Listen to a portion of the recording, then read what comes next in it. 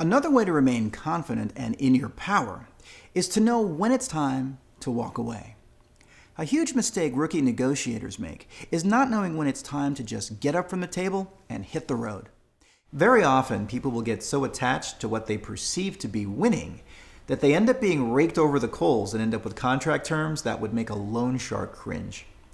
Now, while many people who fear negotiating are in fear of this potential outcome, what they miss is that this outcome is actually 100% of their own creation. Why? Well, as you've likely noticed, emotions can run pretty high as you get close to closing a deal. This is true in any negotiation, whether you are an expert negotiator or a novice. But with practice, you can get more familiar with your own emotional process during a negotiation and be able to say when enough is really enough and walk away. The tip here is before any negotiation, identify the point that you are going to walk away. Not might walk away, but will for sure walk away.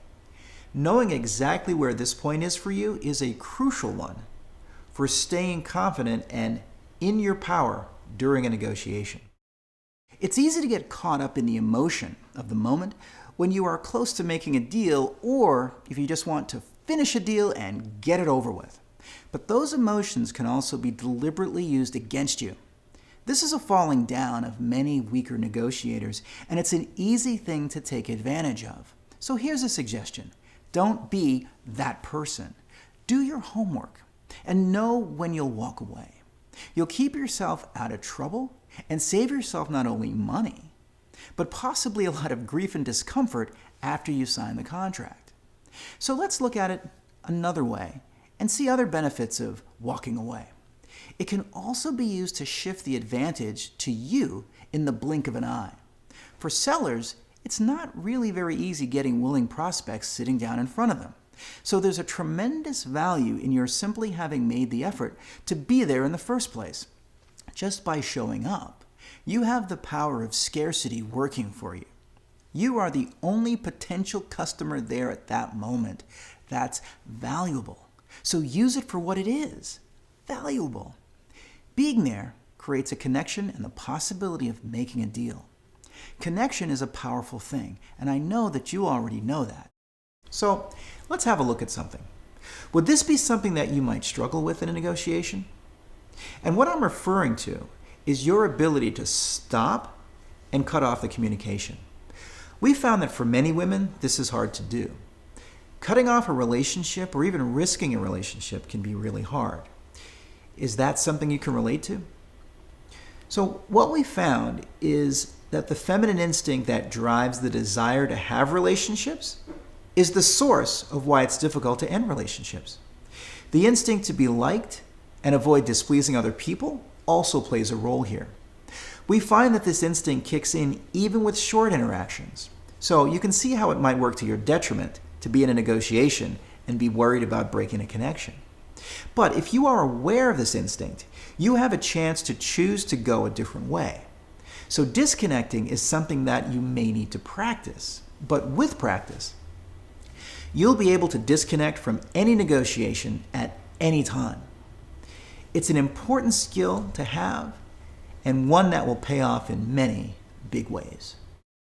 Now, in the context of a negotiation, breaking that connection is even more powerful. I'll give you an example. A few years back, I was negotiating with a gentleman to buy an expensive video camera. I knew the type of camera it was and how it operated.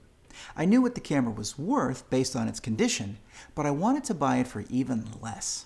Brand new, the camera cost $8,500. He told me he wanted $6,500 for it. Now, we both knew it was used, and what he didn't know was how much I knew about that particular type of camera. I even brought the tools to test it out right then and there. It all worked fine, but I knew I'd still need to buy some minor parts before I could use it fully. I offered him $4,000. As soon as I could tell he was about to freak out over my offer, I stood up and I began to walk away, and I muttered, "It's not worth any more than that." And I just kept walking. And the next words I heard from behind me were him saying, "Hey, $5,500. So let's take a look at this. One simple move, me standing up, netted me $1,000 instantly. The threat of disconnecting and ending the deal made a huge difference, and I used it deliberately.